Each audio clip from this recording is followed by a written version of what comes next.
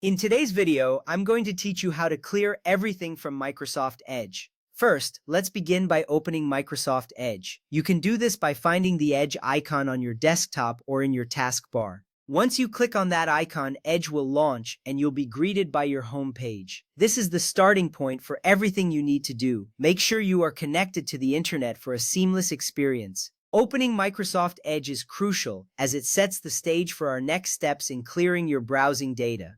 Next, look for the three-dot menu in the upper right corner of the browser. This icon is often referred to as the More menu. Click on this three-dot menu.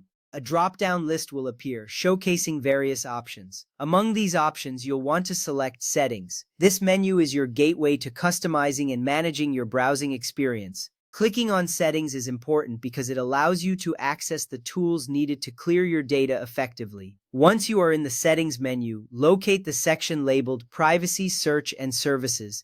This option is usually found on the left sidebar. Click on it to open more settings related to your browsing privacy. In this section, you'll find various tools that help manage how your data is stored and handled. Selecting Privacy, Search, and Services is key because it leads you to the specific area where you can control your browsing data. At this point, scroll down until you find the heading that says Clear Browsing Data. Under this heading, you will see an option that says Choose What to Clear. Click on this option to proceed. This step is critical as it opens up a new window where you can customize what you want to delete. Choosing what to clear gives you control over your browsing history, ensuring that you can remove only the data you no longer need. Now, you will see a drop-down menu labeled Time Range. Click on this drop-down to expand the options. From this list, select All Time. This setting ensures that all browsing data from the very first time you used Edge up until now will be cleared. Setting the time range to all time is essential because it guarantees a comprehensive cleaning of your data, leaving no traces behind.